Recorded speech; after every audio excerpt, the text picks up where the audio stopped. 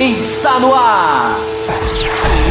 O mais tradicional podcast sobre corridas do Brasil. Os comentários e o debate sobre automobilismo de um jeito que você só ouve aqui. A partir de agora, Bárbara Franzin, Thiago Raposo, Diogo Gomes, Thiago Rosa e Fábio Campos apresentam Café com Velocidade. Café com Velocidade. A dose certa na análise do esporte a motor.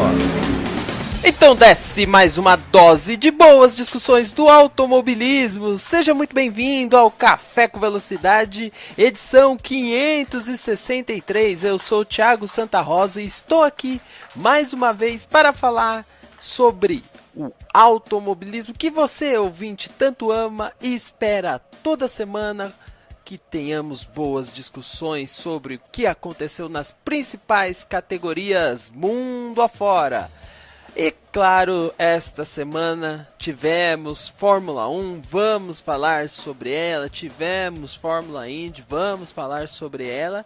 E temos aqui, como sempre, os membros do Café com Velocidade presentes. De novo, uma nova formação essa semana. Bárbara Franzin está terminando as suas férias, voltou, ainda não está 100% para o programa. Fábio Campos não pôde estar presente na gravação desta semana, até porque a gravação também atrasou por conta da agenda dos nossos participantes, mas estamos aqui, Thiago Raposo, Diogo Gomes e eu, para falar tudo o que se passou neste final de semana. Seja muito bem-vindo, Thiago Raposo. Me diga aí suas impressões do que você viu na prova da Fórmula 1 na Espanha. Te agradou ou não? Bom dia, boa tarde, boa noite para você. Olá, Thiago Santa Rosa. Seja muito bem-vindo, Diogo Gomes, ao programa. Fábio Campos parece que vai chegar aí no meio, hein? Não conto com o Fábio Campos como uma ausência, não. Está se comunicando aqui pelo nosso WhatsApp. E Bárbara Franzin ainda está se recuperando do fuso horário e tudo mais. Mas estamos aqui, mais uma vez um pouco atrasados, mas sem falhar, né? Vamos lutar ao máximo possível aí para não falharmos nenhuma semana. Apesar de que segunda-feira novamente, né? Tivemos aí problemas de agenda, Diogo Gomes atarefado, Fábio Campos teve imprevistos de última hora e tal, ficou eu e o Rosa, nós decidimos que seria melhor para o programa segurar até quarta-feira do que só eu e ele tocarmos o barco sozinho na segunda-feira. Então, creio que vocês vão entender. Eu já justifico aqui que eu estarei ausente nas duas próximas semanas. Quem for aí do Tocantins, né, Palmas ou Araguaína no Tocantins, estarei por essa região no próximo final de semana, na próxima segunda-feira. E quem for de Itapetininga, aqui perto de Sorocaba, daqui 2 semanas, na outra segunda-feira, estarei por lá. Então, fica aí um convite. Quem sabe que tiver algum ouvinte daí que quiser marcar uma cervejinha, alguma coisa, estamos aí à disposição. É só entrar em contato. Mas, respondendo a tua pergunta sobre a Fórmula 1 em Barcelona, foi mais ou menos o que nós esperávamos, né? No programa da semana passada, meio que comentamos que não esperávamos tantas emoções quanto nas 4 primeiras corridas do ano. Não acho que foi de todo ruim, não acho que foi um lixo, mas não se compara, pelo menos ao meu ver, às 4 primeiras etapas do ano de 2018. Diogo Gomes, seja muito bem-vindo ao Café com Velocidade aí, depois de uma pequena ausência. Diga lá também a sua percepção sobre Fórmula 1 na Espanha e também sobre Fórmula Indy. Tivemos o GP da Indy, né? Aqueles preparativos para as 500 milhas de Indianápolis. Eu pergunto isso porque eu tive a mesma impressão das duas corridas. Foram corridas mais ou menos movimentadas. Você teve essa impressão também? Bom dia, boa tarde, boa noite para você, meu querido Diogo Gomes. Grande Thiago Santa Rosa, prazer falar com você, Thiago Raposo, Fábio Campos, já chega por aí. E para todo o público do Café com Velocidade, claro. Foram corridas bem parecidas, né? Apesar de serem mundos bem distantes, mas eu acho que em pistas em que a expectativa já é um pouco baixa, Barcelona historicamente, e esse misto de Indianápolis, nesse modelo que eles usam atualmente, é impressionante como não gera boas corridas.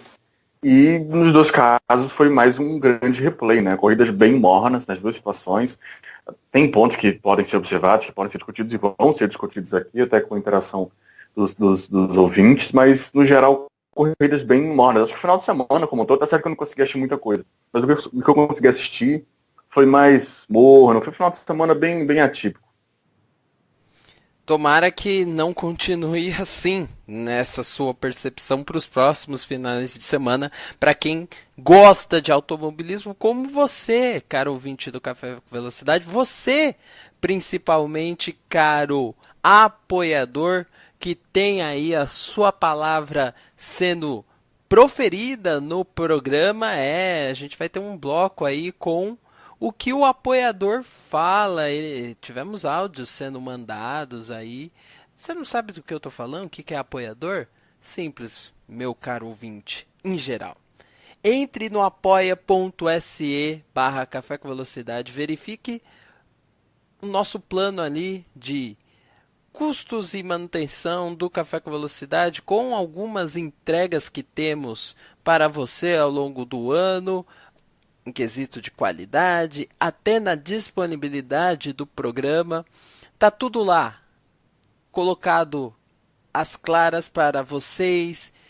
E, claro, o programa fica, vamos dizer, cada vez melhor com a sua participação. Então, apoia.se/Café com Velocidade para saber como apoiar com qualquer quantia, seja R$1 ou R$1.000, ao Café com Velocidade fazer o programa toda semana. Bom, essa abertura fica por aqui. Fábio Campos ainda não chegou para falar um oi. Se ele chegar, ele vai falar no meio de um dos blocos. Fica essa expectativa. E agora nós vamos começar a falar de Fórmula 1.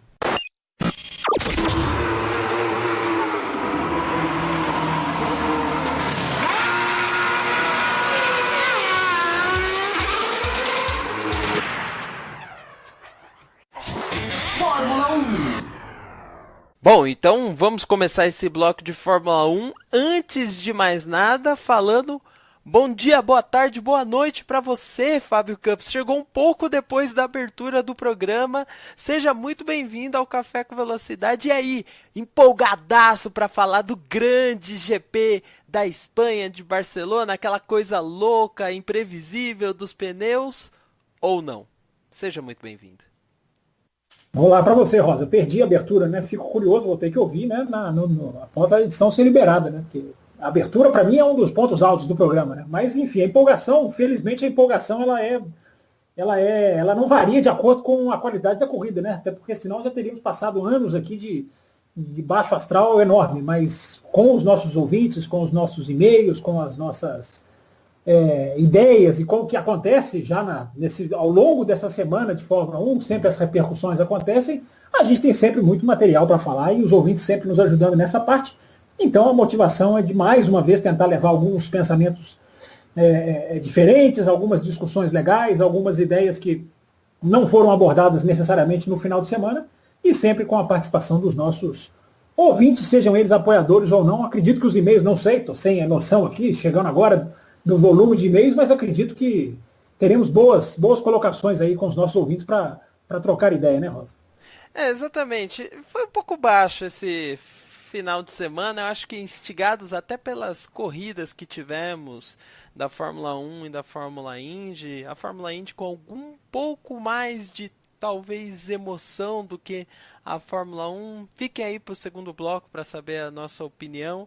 Aliás, compromisso com a verdade, nós já gravamos o bloco da Fórmula Indy, então já sabemos o que nós falamos a respeito da Indy. Mas no caso da Fórmula 1, não teve muita coisa não, um assunto predominou as discussões, nós vamos entrar nele já, mas Fábio Campos, Diogo Gomes e Thiago Raposo, a gente teve os áudios dos nossos ouvintes essa semana. Sim, Ricardo Banniman, aquele que nos deu a ideia da voz do apoiador, ou a hora do apoiador, enfim, o nome é mais ou menos por aí, eu ainda não decorei, mandou seu áudio novamente essa semana e dessa vez, junto com ele, Leandro JF também mandou seu áudio. Então, para começar as discussões, nós vamos botar aqui os áudios dos respectivos ouvintes e você que é apoiador, fique à vontade para também participar, para ter a sua voz aqui no programa. Vamos fazer isso toda semana, toda vez que tiver alguma coisa interessante que você queira comentar, participar no programa, mande seu áudio no WhatsApp, no grupo de apoiadores, que nós vamos buscar eles e trazer para a discussão. Então, vamos aqui com o Banniman, Ricardo Banniman, que fez ou mandou o seu áudio primeiro. A gente já entra na discussão, depois tem um áudio do JF, e mais no fim do programa a gente vai trazer um outro áudio do JF também interessante para as discussões do Café com Velocidade. Primeiro, Ricardo Banniman. Bom dia, boa tarde, boa noite, pessoal. Desculpa pelo ruído de fundo aí, mas não tem jeito. A minha pergunta fica da seguinte forma. O Grosjean, depois de N zicas aí, batendo sozinho, rodando sozinho, se assustando sozinho, ele perdeu a cabeça novamente? Será que ele está sentindo a pressão psicológica de ter sido considerado o primeiro piloto? Fábio Campos, já que você chegou por último, você vai esperar aí no banco de reservas, tá? Vamos deixar primeiro para Thiago Raposo, ele que adora falar sobre psicológico dos ouvintes, dos pilotos. Vai lá, Raposo, responda ao Ricardo Banniman. Bem, Ricardo Banniman, pela minha formação em psicologia à distância que eu fiz, dá para perceber os claros sinais de personalidade afetada por ele. Não dá para falar isso, né? Eu, pelo menos, não vou entrar nessa. O Grosjean, eu acho que vem realmente no momento meio estranho, né? Eu não sei se eu culpo tanto assim, né? Largada, um momento de pneus frios ainda.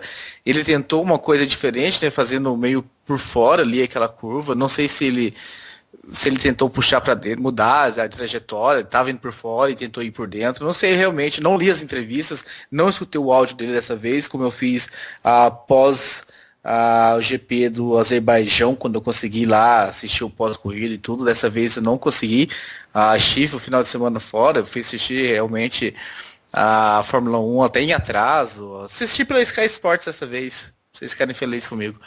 Tive que baixar a corrida e tudo mais, estava num casamento no final de semana, então não assisti Fórmula 2 ainda, não assisti GP3, então foi um final de semana aí para colocar realmente as coisas, a agenda bagunçada.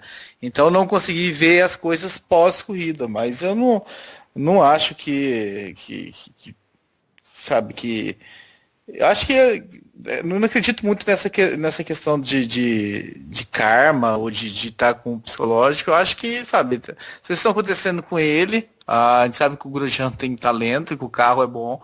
Eu acho que daqui a pouco, sabe, ele vai conquistar um bom resultado. A Haas está mostrando ser capaz disso. Eu acho, não sei se todo mundo aí do programa concorda comigo, mas a gente concorda que ele é melhor do que o Magnussen. Se o Magnussen está conquistando aí seus bons áudios, seus bons resultados. O Joe Gomes fica escrevendo aqui, vou parar de ler Joe Gomes, que está escrevendo no off aqui, para não confundir minhas palavras. Mas se o Magnussen está conquistando aí alguns bons resultados, assim que o Grosjean realmente parar de ter esses probleminhas aí que estão cercando ele vai me dar alguns 2, 3 bons resultados, e eu acho que o pessoal vai até esquecer aí que ele teve um começo meio bagunçado. Diogo Gomes. Não, pois é, assim, o início dele, o início de ano dele, né, é complicado. E assim, depois da sequência que ele vem de Baku e tudo mais, e antes já tinha tido problemas, né, até na Austrália, que obviamente não foi um problema dele, foi da equipe, mas, assim, é complicado o início de ano, e eu não acho que ele esteja voltando a... Eu vi muitas pessoas falando assim, ele voltou a ser o Grosjean de 2012. Eu não acredito nisso. Eu acho que é um piloto que evoluiu bastante. Não acho que seja um piloto para uma equipe de ponta, mas eu acho que é um piloto que nesses anos evoluiu bastante. 2013, inclusive, foi um ano da grande virada, né, onde vários pódios, inclusive, ainda de Lotus e tudo mais. E veio crescendo ao longo dos anos, entendeu? E agora tem essa fase ruim, mas é um momento ruim. Repito, não é um piloto para uma equipe grande, mas para a Haas eu acho que ele faz um trabalho interessante. Nesse momento é negativo, vem um conjunto de corridas negativas na realidade, o erro de Baku absolutamente bestial, e agora, de novo, né? Tá certo que o lance da rodada em si eu nem culpo, porque é mais uma questão de reflexo, sabe, de susto. Quem viu a unboard viu que o carro do Magnussen dá uma chicoteada na frente dele e ele muda o volante rapidamente para tentar evitar um acidente ou um toque, alguma coisa, e aí que ele perde o carro. A reação dele em continuar acelerando, né, e continuar rodando o carro ali que gera todo aquele acidente e tudo mais, é que talvez tenha gerado toda essa raiva, pelo menos pelo que eu não sei se foi dos nossos ouvintes, mas pelo menos que eu consegui acompanhar do pouco que eu vi de redes sociais esses dias, gerou uma raiva gigantesca de punição e tudo mais. Então, assim, o momento é muito ruim, mas eu acho que é um piloto que para a Haas, ou seja, para uma equipe ali de meio de grid, que vai conseguir seus brilhos aqui ou ali, pode se manter aí durante um tempo de forma interessante. O momento é ruim, é verdade, mas é o tipo de coisa que pode acontecer. Assim como do outro lado da garagem, o momento é muito bom. O Magnussen só melhora e melhora na temporada. É incrível como ele vem andando muito bem. Teve seus rompantes aí, né? Como a gente citou até no programa, no último programa que eu participei, que são 2 programas atrás, na realidade, edição 564. Mas assim, é um piloto que tem, 561 a edição. Mas é um piloto que tem, enfim, o ano veio muito positivo, o ano passado já tinha sido interessante, veio evoluindo, então é muito de momento, sabe? Mas acho que não é para jogar pedra no Grosjean agora não. Teve o erro dele, é verdade, vem tendo erros, na verdade, talvez o de Baku, apesar de não ter colocado a vida de outro piloto em risco, mas o de Baku, em termos de pilotagem, talvez foi até mais marcante do que esse, mas, enfim, é um momento ruim. Eu acho que a equipe vai dar ele tem os méritos, a equipe vai dar o tempo para ele se recuperar. Se for assim durante toda a temporada, é claro que a equipe, no seu direito, vai pensar em uma substituição, algo do gênero, mas nesse momento acho que é melhor ter calma e deixar ele quieto, que ele vai se estabilizar ali. Para o nível Haas, acho que ele ainda consegue se manter nessa média aí durante um bom tempo. Bom, vamos passar para o áudio do Leandro JF, que traz também alguns outros temas para discussão. Para você... Fábio Campos não vai falar do Grosjean? Calma. Fábio Campos vai falar daqui a pouquinho. Vamos passar o áudio primeiro. Ele aqui nos bastidores ele já me cutucou aqui, então vamos com calma. Vai passar o Leandro JF, quer ouvir a voz dele. Ele que adora participar do programa, participou ano passado daquele quiz e agora quer ouvir novamente a sua voz aqui no Café com Velocidade. Fala, pessoal do Café com Velocidade. A minha pergunta é a seguinte: eu falei depois do GP da China que o Brandon Hartley ele não estava à altura de estar na Toro Rosso. E agora vem com a notícia de que ele realmente pode estar saindo para dar entrada para o Verlaine. Então parece que eu acertei, né? Bom, e outra coisa, Van Dorn, tem gente cogitando que ele pode sair da McLaren, mas eu não estou vendo ele ter um comportamento, um desempenho tão ruim assim. Quando foi que um companheiro do Alonso conseguiu andar junto com ele? Só o Hamilton mesmo. Bom, esse primeiro áudio então acaba aqui. Bom, esse primeiro áudio acaba aqui. E, Thiago Raposo, a sua opinião sobre Brandon Hartley ou sobre Van Dorn? Eu ainda deixo você escolher. Eu escolheria o Fábio Campos para responder, mas já que eu tenho que responder... Você escolhe o assunto, não escolha o participante, escolha o assunto. Tá, eu tô sedento para ouvi-lo, mas tudo bem. Cara, o Brandon Hartley... nem no que eu não gostava dele assim tanto, sabe? Eu achava que ele era o elo fraco ali da equipe, então na Fórmula 1 não sei também, assim, não sei se eu entendo porque que a Toro Rosso realmente ficou, né? A Red Bull ficou sem pilotos na hierarquia ali de subir, a gente chegou a discutir isso aqui no programa no ano passado. A gente até cogitou se não era a hora, de repente, deles tentarem alguma coisa fora do programa. Que de certa forma o Brandon Hartley é alguma coisa fora do programa, porque ele já não fazia mais parte, mas já tinha feito no passado, né? Para buscar quem já tinha feito no passado, eu acho que Buemi ou Vernet eram nomes melhores do que o Brandon Hartley, mas enfim, a escolha foi feita. E o Verlaine é um cara que eu acho que mostrou muito bem o trabalho dele. Foi ofuscado aí por alguns problemas, a gente sabe que teve alguns problemas, mas não é um cara ruim, longe disso, fez boas apresentações na Fórmula 1, inclusive, correndo com equipes medianas, então eu acho interessante esse retorno do Verlaine. Eu só não sei se está confirmado. Como falei para vocês na resposta anterior, longe das notícias aí, eu vi isso também, mas eu não sei se foi apenas pode ser que aconteça, fontes dizem que vai acontecer, ou se já está 100% cravado e confirmado, mas eu acho que é uma mudança bem interessante, se ela realmente acontecer. Agora o Van Dorn, eu vou deixar para o Diogo Gomes falar, que ele já vem falando de Van Dorn há uma série de programas aí, ele que sempre enfatiza o nome do belga, que ele responda. Eu não falo nada, Diogo, só responde aí. A temporada do Van Dorn me decepciona bastante. Eu até tenho pessoas que vão contra essa minha ideia, um deles está aqui no programa, apesar de não ter falado ainda, mas no Twitter, principalmente, vários amigos falam que eu estou sendo meio que muito crítico do Van Dorn, mas talvez eu tenha esperado muito, talvez eu esteja sendo muito crítico realmente, não sei. Eu não exatamente estou comparando ele ao Alonso, que eu sei que é um nível complicado para termos de comparação, mas eu esperava algo mais. Esse GP, é difícil falar dele após esse GP, né? Igual bater em piloto depois de cometer erro. É fácil. Nesse GP é fácil falar mal dele porque ele abandonou a corrida, mas não abandonou por um problema dele, abandonou por um problema do carro. Né? Então ele não tem culpa nenhuma nisso. Então, assim, o resultado nesse GP foi ruim, mas por um problema mecânico que ele não tem nada a ver com isso. É que nem falar mal da corrida do Raikkonen também. Exatamente. Mas até antes disso, eu digo o conjunto do ano até aqui, sabe, me incomoda um pouco. Eu não estou dizendo que eu queria ele andando a 1/10 ou andando no mesmo milésimo do Alonso, mas eu acho que um pouco mais próximo é possível. Principalmente em classificação, porque em ritmo de corrida o Alonso realmente tem um diferencial muito grande. Mas eu sinto que o Van Dorn poderia estar entregando um pouco mais, eu tenho esperança que ele poderia estar entregando um pouco mais. É claro que o carro da McLaren tem seus problemas. Para mim foi uma grandíssima decepção esse GP, porque prometeram muita coisa, vieram com asa dianteira horrível, mas super revolucionária, algo que realmente eu nunca tinha visto na Fórmula 1, pelo menos não em anos recentes.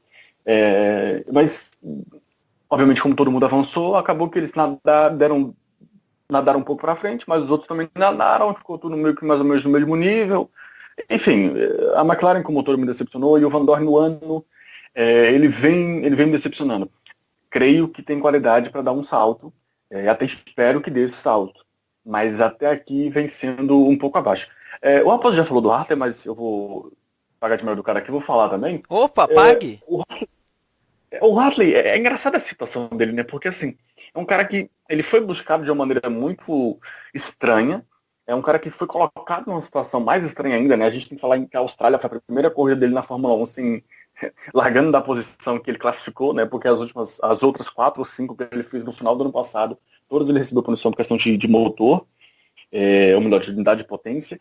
E assim, a situação toda é muito estranha, ele tá no WRC, ele tá prestes a perder vaga no WRC, isso no final do ano passado, né, porque a Porsche ia sair, e aí ele tem essa chance na Fórmula 1, algo que já foge do padrão da Red Bull, né, porque ele já tem que ir lá fora do programa dele para pegar um piloto, apesar de, como o Raposo explicou bem, ele ainda era patrocinado pela marca, ele ainda tinha lá no capacete dele o símbolozinho da Red Bull aqui do lado, mais ou menos na altura da orelha, quem acompanha, quem vê capacete de piloto em algum momento sabe como é aquela característica de patrocínio da Red Bull. Ele continua tendo Red Bull no macacão, mesmo correndo pela Porsche, não era piloto mais do grupo de desenvolvimento. Como o Felipe Fraga tem, né, o apoio aqui. Exatamente, porque é um piloto patrocinado, né, apesar de correr numa equipe com patrocínio da CIMED. Então assim, era patrocinado, mas não estava mais no grupo, tanto é que ele explicando a situação, né, quando ele recebeu a chamada do Helmut Marko, até teve uma surpresa, ou algo do tipo, olha, eu tô aqui, se precisar me chama. Mas enfim, a situação toda ela é muito peculiar, e aí ele vem, ano passado a gente tem que desconsiderar como qualquer coisa, porque não teve tempo de mostrar nada. O início desse ano ele é muito ruim, e o azar dele é absolutamente impressionante, como no Bahrein, por exemplo, quando o carro rendeu muito bem, mas ele teve ainda na classificação, ele acertou um pássaro e já começou, teve o resultado da classificação super prejudicado ali, e aí depois vai no Baku e aí comete um erro muito besta e compromete a classificação e quase comprometeu a classificação, ou melhor, comprometeu a classificação, quase compromete a vida do companheiro de equipe, né, que ia ter um super acidente ali em Baku. Esse final de semana, de novo, não rendeu bem. Então, assim, o início do ano é muito, muito, muito, muito ruim. É muito ruim. É pior do que eu esperava. Eu repito do que eu falei, que é um piloto experiente, que é um piloto que, apesar de ter, não tem 30 e tantos anos, não. O que estou dizendo experiente é um piloto que há alguns anos ele vem disputando automobilismo em alto nível. Ele vinha como no WC, como piloto da Porsche, e andando sempre ali na frente. Venceu corridas, venceu campeonato, inclusive. Até concordo com o Raposo que ele, em alguns momentos, ele meio que surgia como elo fraco do trio de pilotos, mas enfim, estava lá, estava vencendo corridas, acho que chegou a vencer campeonato, inclusive. Então, assim, acho não, de fato chegou a vencer campeonato. Então, é um piloto que tem uma bagagem ali. É diferente de você pegar um garoto que vinha da Fórmula 3 ou da GP3, com experiência quase zero mundialmente, sabe? Ou de anos de estar disputando ali automobilismo em alto nível há muito tempo e jogar ele na Fórmula 1. Então, por isso, acho que foi uma ideia positiva da Red Bull, do Helmut Marko, da Toro Rosso, de ir lá e buscar ele. Mas o início é muito ruim, e pelo histórico que nós sabemos bem da Toro Rosso, eu tenho que repetir, Toro Rosso, Red Bull, Helmut Marko, eu não creio que ele vá durar muito tempo. Pelo menos não nesse ritmo. Eu também ouvi esse rumor sobre Pascal Wehrlein, não é notícia confirmada ainda, mas assim, rumores vindo de várias partes do mundo. Quando tem um rumor aqui ou ali, a gente ok, mas quando tem rumor assim, na Itália, na Alemanha, na Espanha, em qualquer lugar do planeta Terra, todos falam a mesma coisa, porque, poxa, talvez tenha alguma coisa ali por trás de fato. Talvez não seja só um rumor, mas enfim, fundo de esperar. Verdade, né? Talvez tenha um fundo de verdade, né? O lado interessante é porque faria a quebra dessa questão do grupo, né? O Hartley foi uma quebra mais ainda parcial, e se vier o Wehrlein, aí vai ser uma quebra total. Não só da Red Bull, que é o que a gente tem que observar, mas também do Wehrlein. O Wehrlein é aquele cara que eu falo que, desde, sei lá, 13 anos de idade, que ele é bancado pela Mercedes em tudo na vida. Em tudo. Todas as categorias que ele passou, foi porque a Mercedes estava atrás bancando, não estava atrás apoiando. Até na Fórmula 1, né? Ele corria de Manor e era apoiado pela Mercedes, como todos nós sabemos. Então, seria uma quebra de dois lados, tanto da parte da equipe, da Toro Rosso, quanto da parte do piloto. Vamos ver se vai acontecer. O ponto é, eu não vejo o Hartley tendo uma super melhora quase que instantaneamente, porque melhora instantânea na Fórmula 1 é algo quase que irreal. Vejo a Red Bull incomodada pelos desempenhos apresentados até aqui, e tem que estar incomodada. Não vejo um piloto exatamente na linha sucessória, mas ela não tem o Tickton já acertado aqui, tem o Verstappen, tem pilotos bons, de fato tem. Mas existe um buraco deixado por Nico Kari, deixado por Sérgio Sete Câmara, que foram os pilotos que eram para estar nessa linha agora, mas que por temporadas ruins que fizeram foram tirados do programa. Então ficou um buraco. Nós estamos tendo agora teste durante a temporada, né, em Barcelona, após o GP, e quem está testando com a Red Bull é o Jake Dennis. Né? E é um piloto, assim, quando fez Fórmula 3, quando fez GP3, terminou ali sempre em terceiro, em quarto no campeonato, é um piloto que tem sua capacidade. Não estou dizendo que é um piloto horrível, não. Mas é um cara que está há 2 anos correndo só de GT. Esse ano está correndo de ADAC GT também, que é o campeonato alemão de GT, que é um bom campeonato, inclusive, mas enfim, não é uma preparação para a Fórmula 1. Então foram lá buscar o cara que está há 2 anos no GT para trazer, para testar. Poxa, porque, sabe, o Tickton tá na França em Pau estreando de Fórmula 3, e mesmo assim um moleque de, sei lá, 17 anos, 18 anos, muito jovenzinho, estreando de Fórmula 3 agora. Então, a situação da Red Bull é complicada e eles se colocaram numa posição em que talvez eles tenham que ir fora. E se tiver que ir fora, eu gosto do nome do Wehrlein. Eu gosto do nome do Oliver Rowland. Tem alguns nomes interessantes, mas dentre eles eu acho que o Wehrlein é um dos nomes interessantes. Eu gostaria se a troca fosse feita honestamente. Tem aí vários detalhes que você pôs à mesa, Diogo Gomes. Sua opinião aí foi bem embasada hoje. Bem legal aí para dar um feedback para tanto o Ricardo Banniman quanto o Leandro JF que mandaram seus áudios, e eu quero aqui chamar a atenção que essas perguntas mandadas pela voz do ouvinte agora nesse momento também responderam perguntas do Michael Kinopak, que perguntou exatamente o que achávamos da possível troca do Hartley pelo Verlaine. Então já está respondido, assim, ipsis literis, né, o que foi perguntado, né? E ainda tem muitas outras coisas que a gente vai entrar no detalhe, inclusive do Grosjean, que foram perguntados ao longo aí dos e-mails que passaremos. Agora, Fábio Campos vai voltar do, vamos dizer, entre aspas, seu castigo, porque não tem castigo nenhum, ele é parte presente aqui do programa sempre. Eu vou rapidinho, Campos, para contextualizar para você. Pedro Henrique, ele mandou assim: corrida chata, a cerveja estava até boa, ele que disse isso, fez a brincadeira. Só salvou o Grosjean fazendo... Aí ele mandou um palavrão aqui, eu estou omitindo. O Jailson Fernandes: precisamos falar sobre Grosjean. O que acontece com o piloto francês? Ele pergunta. Podemos pôr a culpa um pouco em azar? E ele também faz o questionamento para o Thiago Raposo, perguntando do psicológico do rapaz. Também passamos por isso nesse momento do e-mail do Jailson. Outro que fala um pouco sobre a corrida, mas depois a gente fala do caso Cesarino, mandou outras dúvidas, é até legal passar num outro momento. Mas outro que fala do Grosjean é o Fabrício Dutra. Ele pergunta o seguinte: ele foi merecedor mesmo de toda a crítica? Ele poderia ter evitado todas aquelas colisões? Ele realmente continuou acelerando ou houve algum problema no carro? Aí ele faz o comentário: a transmissão nacional massacrou o Grosjean. Eu não sei o que foi dito na transmissão internacional, Fábio Campos, e eu não sei como que você viu esse acidente, se concorda com a opinião dos outros, mas até por isso eu queria ter esperado e lido um pouco dos e-mails para você entender e ver o que está acontecendo sobre todo esse cenário do Grosjean. Então dê a sua opinião agora. Bom, Rosa, vamos lá. Eu prefiro analisar sempre a parte técnica, né? Que é algo que o Dutra, né, entrou nessa questão. Exato. Eu acho o seguinte: é claro que ele é culpado, ou seja, já que tem que haver ali uma caracterização do culpado. É claro que ele causou o acidente, melhor dizendo, mas o que é preciso analisar é que ele não fez nada de absurdo, ele não fez nada de fora do padrão. A gente pode colocar assim.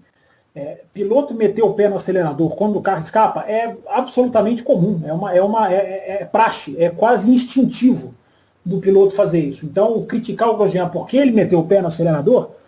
Agora, quando o piloto mete o pé no acelerador, faz as rodas girarem mais do que elas já estão patinando, tenta fazer com que elas girem mais para que ele termine. A ideia do piloto é terminar, já que é para rodar, roda e já aponta para frente, né, para perder o menor tempo possível. Só que isso nunca é uma ciência exata, né? Nunca se tem a lei da física dominada nisso aí. Então o carro pode escapar um pouco mais, pode escapar um pouco menos, pode ir para dentro, pode ir para fora. Então, não sei exatamente o que foi dito na transmissão nacional, aliás, nem me lembro do que foi dito na transmissão internacional, para ser bem sincero. A gente já está aí com meia semana de que eu assisti a corrida, então essa eu vou deixar para lá, vou deixar passar. Mas o que ele fez é um procedimento absolutamente padrão de pilotos. Quando o carro escapa, se coloca o pé no acelerador para se completar o zero, né? Como se diz. Só que no que ele fez isso, não aconteceu. A consequência não foi exatamente a esperada. Né? O carro foi para dentro. Né? O carro ele impulsionou, ele andou para frente, digamos assim, quando ele estava apontado para o lado. Ou seja, ele entrou na pista. Né? Para falar de uma maneira mais clara. Né? Não era para entrar na pista, ele entrou na pista. Então, ele causou o acidente, evidentemente. Né? Acaba, né, levou quem não tinha nada a ver com o problema, que é o Hülkenberg, enfim, o Gasly. Mas ele não fez nenhum quando as pessoas estão entrando aí na questão de o Grosjean, né, o psicológico, ele não fez absolutamente nada que indique uma psicologia equivocada. Ele fez uma manobra, ele reagiu a perda de aderência da maneira que todos os pilotos reagem. Todos os pilotos reagem. É instintivo. Só que eu sei que tem uma memória melhor que a minha. Eu sei que tem uma memória melhor que a minha. Ele fez alguma coisa no Bahrein, na China? Você fala de quê? De manobra? De algum erro, alguma coisa que mereça crítica, alguma coisa. Porque na Austrália o carro não foi culpa dele, né? Foi um negócio da roda. Sim. No Bahrein, pode ser não foi o primeiro a bater com. Não é legal, obviamente, bater Baku, com o safety car, mas é em Baku. Mas tinha toda a questão do pneu frio ali e tal, e aquela questão de aquecer, o zigue-zague pra lá e pra cá, pô, perdeu o carro. E agora, uma rodada também na largada que não é nada absurdo assim. Eu só tô em dúvida se no Bahrein ou se na China teve também alguma coisa, ou se ele terminou a corrida. Eu não tô entendendo também tanta... Porque é o Grosjean, né, Raposo? Então, se fosse o Stroll, era um tipo de comentário, se fosse o Hamilton, era um outro tipo de comentário, se fosse... Eu acho que é natural, as pessoas estão trazendo o background, para falar uma palavra muito bonita, do Grosjean para a discussão, né? Eu vejo até como algo meio que eu já esperava que isso acontecesse. Agora, tecnicamente, que é o lado que a gente está tentando entrar aqui, né, tecnicamente não há... os dois são erros, né? Azerbaijão e Espanha. Não há nenhuma tentativa de apagar isso. Os dois são erros. O do Azerbaijão, que eu até disse aqui, é daqueles que as equipes grandes falam, se eu tinha alguma intenção de olhar, acabou. Né? O Grosjean ele não tem. Como o Pérez não tem, infelizmente. São vários outros. Também não é para a gente colocar aqui, né, que ele é o único excluído da lista. Não, a grande maioria ali do pelotão do meio está excluído da lista das grandes equipes, digamos assim. O Grosjean é só mais um deles. E tecnicamente ele não fez absolutamente... É claro que o carro indo para frente, você não pode dizer que um piloto não tem culpa. É claro que ele tem culpa. Mas o procedimento que ele fez é realizado por todos. O carro podia ter girado. Né? Ninguém pode nunca saber o que vai acontecer. Né? E talvez tirar o pé ali, tem piloto que fala isso, né? Talvez tirar o pé numa rodada é pior, porque aí o carro vai para frente, né? Aí o carro pega a aderência e anda para frente. Aí ele entraria na pista. Então, é muito se aqui, se ali, mas ele não fez nada. Analisando tecnicamente o que ele fez, não é fora do padrão do que os outros pilotos fazem. Uma coisa que eu ouvi bastante, e só para a gente finalizar esse assunto, durante a transmissão nacional, que é talvez a crítica que as pessoas estão querendo ouvindo, é que ele teria que ter aceitado a rodada, teria que ter deixado o carro escapar. Eu não vejo isso, eu não consigo ver esse tipo de aceitação. Como é que um piloto aceita que o carro vai escapar? Ele errou, ele já errou. Ele é treinado para isso, né, Rosa? O piloto faz treinamento de reflexo, ele tem treinamento de resposta. As equipes têm computadores que medem o tempo de resposta neurológica do piloto. Então o piloto ele é treinado para reagir. Ele teve uma reação ali que não é fora do comum, mas que realmente a consequência não foi a que nem ele esperava. Jogo? Olha, depois de sei lá quanto tempo, eu assisti uma corrida na TV, a transmissão nacional. Eu depois não assisti na TV inglesa não, porque faltou tempo mesmo. Mas eu tive que assistir, eu fui obrigado a assistir ao vivo, nem estava na minha casa, inclusive, essas últimas semanas foram uma corrida danada.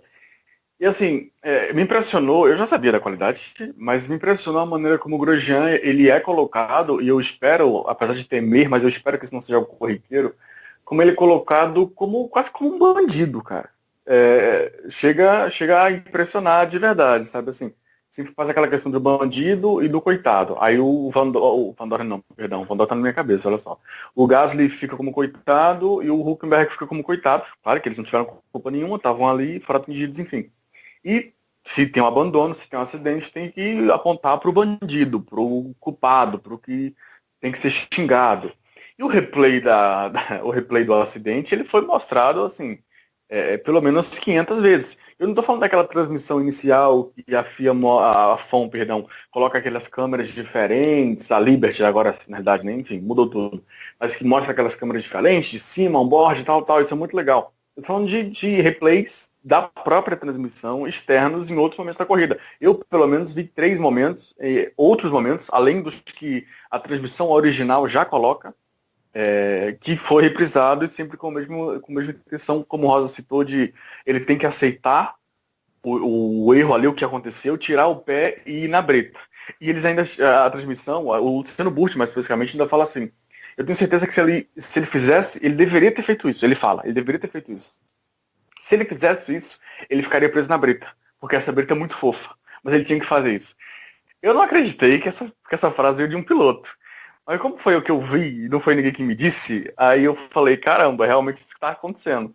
Claro que o lance dele foi perigoso, foi um erro dele, para mim foi um erro dele, mas ele assim, foi responsável, a gente não tá mudando nada disso, mas... Exatamente. Tem até um acidente parecido com esse no DTM, na segunda curva de Hockenheim, antes de entrar na grande reta ali, logo no primeiro setor, que assim, é fortíssimo. O cara roda, continua acelerando, faz o 360 e vê um outro carro e dá em T. Assim, mas é um acidente daqueles de desmontar um carro de DTM, pra você noção do tamanho da força. Que Então, segunda assim, corrida, hein? Do DTM. Opa! Enfim, não tive meu pensamento, não. Mas, assim, é o instinto do piloto até, enfim, não acho que seja errado ele ter continuado acelerando ali para tentar se recuperar, ainda mais vindo da prova que ele teve em Baku, com tudo que ele sofreu de críticas e tudo mais, tinha que mostrar resultado, tinha que se recuperar, rodou num lance bobo ali que qualquer outro piloto rodaria, sabe? Então, eu não vejo por que pisar em cima do cara. Eu acho que não é o momento de estar pisando, de estar colocando ele como um criminoso. Ele errou, ele tem culpa, recebeu ali suas 3 posições de punição, se não me engano, para Mônaco, que por ser Mônaco pesa muito mais. Mas, enfim, eu acho que é isso. Faz parte do jogo e vamos pra frente. Alguém quer comentar mais alguma coisa a respeito desse tema ou podemos seguir porque eu acho que esse foi o principal mote da corrida para os nossos ouvintes, viu? As críticas a respeito da manobra do Grosjean foram que iniciaram a maioria dos e-mails. Então, passando por isso, a gente vai entrar num detalhamento da corrida mais breve, mas não obstante daquilo que é o principal assunto que as pessoas gostariam de ouvir. Se não tem mais nada, a gente pode seguir. Thiago Raposo, não tem mais nada, principalmente. Eu só vou adivinhar o que vai ser os próximos e-mails agora. O erro da Ferrari na estratégia. Acho que não. Não foi nessa linha dessa vez a questão ferrarista. Tem os detalhes da Ferrari, mas antes vamos passar para a Mercedes. Claro, a gente tem que falar dos vencedores, tem que falar daqueles que se destacam. Claro, o Grosjean chamou a atenção, tudo, a gente já comentou a respeito, mas temos que falar, né?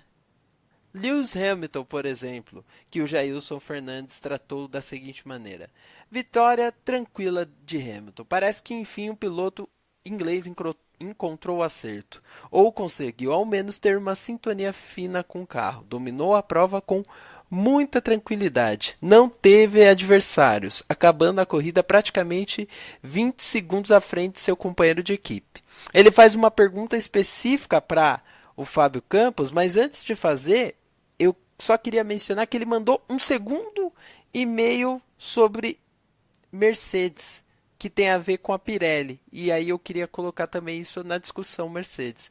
Gostaria de ouvir vocês falarem sobre essa história da Pirelli ter beneficiado a Mercedes ao fazer alterações nos pneus na Espanha. Foi um pedido da Mercedes? Era necessário por motivos de segurança? Poderiam fazer essa alteração sem um aval de todas as equipes? Mas, Fábio Campos, ele faz essa pergunta para você, tá marcado aqui. Que significado podemos tirar desta dominação de Hamilton Mercedes justamente nesta pista? Ainda mais, Campos, que você não estava na abertura, mas Thiago Raposo se vangloriou de ter acertado o, entre aspas, prognóstico dele da semana anterior, daquela edição mais curta, quando ele falou que a corrida da Espanha ia ser mais do mesmo. E acabou, de certa maneira, acertando. Então vai você agora. Bom, eu acho que a gente não chega a nenhuma conclusão, James, porque ou nenhuma nova conclusão. A gente reforça as conclusões que a gente já tinha. Eu acho que a questão da temperatura, que a gente já falou aqui no Grande Prêmio da Austrália, foi determinante. Se a gente analisar que a Fórmula 1 na sexta-feira andou com 12 graus a mais de pista, e a Mercedes foi praticamente a terceira, praticamente não, foi nos treinamentos de corrida, né, os chamados long runs, o pessoal lá do grupo do WhatsApp gosta sempre de me ouvir falar, foi a pior. A Mercedes tinha o pior desempenho, né, na simulação de corrida, com os pneus mais variados, porque se treinou na sexta-feira, uma com macio, outra com médio, outra com super macio, tá a equiparação dos pneus está muito curiosa nesse ano. Né? Assim, os pneus não existe aquele pneu que é melhor. Os pneus mais macios têm sido os piores. Foram os piores no Azerbaijão e foram também na Espanha. Aí, Jailson, a gente chega na Mercedes, porque a Mercedes, notadamente, claramente, a Mercedes não gosta de calor. Essa frase foi dita pelo Toto Wolff, não é uma conclusão minha, não é uma informação que eu li em lugar nenhum, essa frase foi dita pelo Toto Wolff. E a Mercedes gosta dos pneus mais duros, porque ela só treinou com eles na pré-temporada, porque ela só se deu bem com eles até aqui. Então a conclusão que a gente chega é o reforço das ideias que a gente já tinha desde o Grande Prêmio da Austrália. Né, que a questão da temperatura foi muito influente. Né, a gente tem uma sexta-feira 12 graus mais quente do que o domingo, e a Mercedes andando atrás na sexta. E estou falando repito, long runs, tá? Não esqueçam tabela de tempo, isso quem faz é a transmissão nacional, né, que adora ficar passando a sexta-feira inteira analisando o tempinho na tela, que é aqueles tempos na tela ali, pouco importa. Aliás, se o âncora quiser, os meus colegas inverteram, né? Um assistiu a transmissão internacional e o outro assistiu a transmissão nacional, quando eles normalmente fazem o contrário, e eu assisti a corrida pela transmissão da F1 TV. Então, se o âncora quiser, depois eu volto. Vamos entrar nisso. Eu li alguma coisa a respeito. Eu quero ouvir alguém que acessou a F1 TV também para dar o seu. Não acessei a F1 TV. Pois é, não acessei a F1 TV porque eu estou no Brasil. E, infelizmente, esse serviço não é disponível para o Brasil. Mas eu consegui acessar a transmissão feita, que é, na verdade, a transmissão da Inglaterra, só puxada, mas, enfim, tem vários detalhes que daqui a pouco a gente entra. Só para não fugir aqui, então, não perder o fio da meada aqui da resposta para o Jailson. Então, Jailson, a gente vai, por exemplo, agora para Mônaco, onde os hipermacios vão estrear e são dominação absoluta nas escolhas das equipes. Né? Eu sou capaz de dizer, embora correndo um sério risco, né, me expondo ao sério risco, mas sou capaz de dizer, que não é chute nem palpite, mas baseando tecnicamente, que a Mercedes é a terceira força, vai ser a terceira força em Mônaco. Se não for, tem essa questão que foi muito bem abordada aí já, da mudança dos pneus, também é um comentário que eu quero voltar, né? Para não me estender aqui, daqui a pouco eu volto ao tema, essa mudança dos pneus do Azerbaijão para a Espanha, né, mudança técnica da composição dos pneus, mas é isso, Jailson. A Mercedes, quando a gente tiver grandes prêmios mais nublados, digamos assim, como a gente teve na Austrália, onde eles dominaram, como a gente teve na China, onde se não fosse o safety car, o Bottas partiria para a vitória, onde a gente teve na Espanha, há uma grande probabilidade da Mercedes ir bem. E o ouvinte eu sugiro, né, tem é muito forte, mas eu sugiro que ele deve se acostumar com isso. Né? Olhar o termômetrozinho em dia de corrida, porque a definição do vencedor pela temperatura do ambiente, temperatura do asfalto, ela é clara, ela é evidente e como eu disse, né, os pneus mais duros se tornando os mais eficazes é bom para a Mercedes, que trabalha pior, por isso que eu estou falando de Mônaco, ela ser a terceira força. Então, a corrida foi mais fria e foi com os pneus mais duros sendo os melhores, deu Mercedes. Mas não acho que é tendência, não acho que a Mercedes voltou, pelo menos não tem o embasamento técnico, não acho que leva tudo a isso. Houve uma situação ali em que ela encaixou. Se ela encaixar em Mônaco, aí eu já mudo, aí eu já posso mudar de ideia. Mas é o que eu sempre digo, um grande prêmio, só se for uma coisa muito, muito tecnicamente escancarada pra gente. Aliás, podemos falar também, né? Tecnicamente escancarado que fez a Ferrari, né? Aquele absurdo lá no Halo, né? No Halo. Então, enfim, mas daqui a pouco a gente fala sobre isso. Diogo Gomes, a Mercedes voltou usando esse termo que o Fábio Campos incorporou aí o seu comentário? Incorporei rejeitando, né? Exato. Olha, talvez a Mercedes nunca tenha ido, né? Ela precisava voltar. Eles estavam muito parelhos ali, Red Bull, Ferrari e Mercedes, com favorecimentos aqui ou ali, né, de condição de pista, de safety car, de estratégia, o que seja. mostrou que eles continuam próximos, né? Apesar de a Mercedes ter sido bem dominante, né, no final de semana como um todo, com a pole e o ritmo de corrida. A questão dos pneus eu acho que fez bastante diferença, né? Acho que a gente vai entrar nessa questão, a mudança meio que de última hora da Pirelli, pelo que eu consegui entender, dos compostos, gerar alguma discussão de fãs da Ferrari, não sei se a equipe se posicionou contra isso, mas enfim, eu acho que foi um final de semana da Mercedes. Na realidade, talvez eu até esteja tirando o nosso trabalho aqui, mas no fundo eu sinto que não vale a pena passar tanto tempo assim, gastar tanto tempo assim tentando entender o que aconteceu esse final de semana, porque no fundo eu tenho a impressão que nem as próprias equipes vão estar entendendo tão bem assim todo esse andamento. Eu queria até aproveitar e incluir nessa conversa uma frase que eu ouvi do Vettel falando que a Ferrari precisava entender o que aconteceu no final de semana após a prova, porque eles não tinham entendido, né, a condição de pneus com a pista, tudo, o que aconteceu. E foi uma situação toda muito específica, né, de condição de pista, de asfalto novo, de carros já bem mais rápidos do que tinham sido nos testes pré-temporada que foram realizados aí. Entendimento de carro também, como um todo. O Vettel testou o pneu, entre aspas, comum no final de semana, e eles tiveram um desgaste, né, um blistering, como eles falam, não sei como traduzir, muito alto. E aí, é bom. Termo novo, né? Trazendo novos termos. Pois é. Ou trazer como desgaste, apesar de não ser exatamente desgaste o nome. Mas enfim, e aí foi feita a transição para um piloto específico, mais específico para esse final de semana, que eu acho que foi a atitude correta. O Vettel, inclusive, entre aspas, apesar de ter sido, repito, entre aspas, não sei se de fato foi, mas entre aspas prejudicado, ele mesmo concordou que tinha que ter sido feita a mudança mesmo. Então, assim, foi um final de semana muito específico, ainda bem para a Mercedes, e talvez ainda bem para a gente, porque deu uma pitada a mais no campeonato. Pelo menos eu estava com a impressão, apesar de o Hamilton ter entrado como líder do campeonato, eu estava com a impressão de que a Mercedes, que a Ferrari estava um pouco à frente. Então, no final de semana, repito, talvez seja uma opinião muito, muito diferente da minha parte nesse sentido, mas quando eu terminei a corrida, eu fiquei com a impressão de que não valeria a pena ficar gastando muito tempo pensando, tentando entender o que foi que aconteceu nesse final de semana, porque talvez ele tenha sido muito específico. Talvez tenha sido um grande final de semana e eu esteja ignorando algo grande que está na minha frente, mas foi algo tão específico, sabe? A maneira como a Ferrari ficou tão atrás, que e como a gente não tem parâmetro nenhum. E como a gente não tem parâmetro nenhum, porque a próxima corrida é Mônaco, então essa são bem específica da temporada. Estreia de pneus hipermacios. Cada final de semana é específico em 2018. Essa é a grande marca de 2018. Cada final de semana é absolutamente específico. A vantagem desses novos pneus da Pirelli é que não há uma leitura mais. Eu já falei que não há mais aquela estratégia perfeita, como sempre existiu, né? Quem não segue, dança.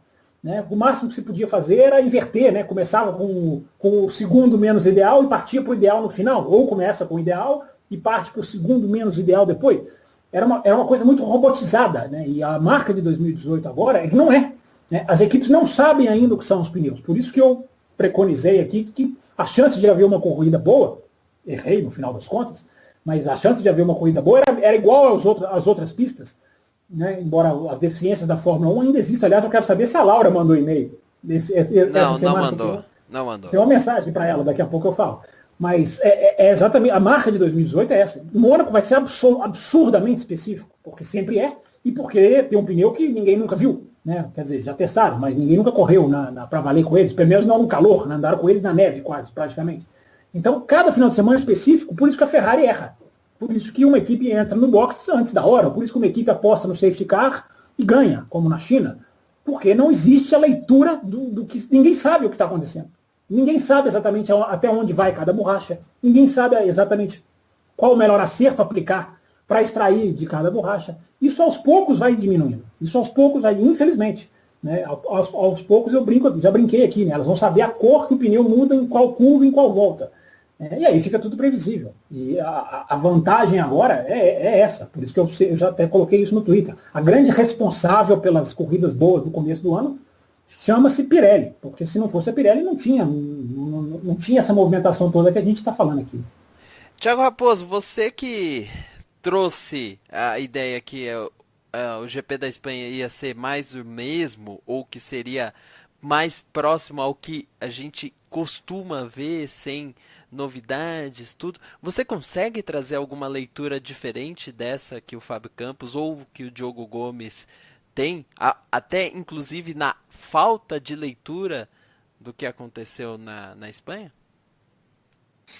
Não, eu acho que o Fábio Campos, nas 4 primeiras corridas do ano, sempre ressaltou muito bem aí o quão o safety car foi responsável por a gente ter tido corridas interessantes, só que o safety car na Espanha veio na primeira volta, né? Então acabou não tendo tanta influência. Poderia ter vindo durante a corrida, né? É isso que eu ia falar. Naquela encostada do Ocon, ele poderia ter vindo durante a corrida, mas criaram essa regra. E aliás, durmam com ela.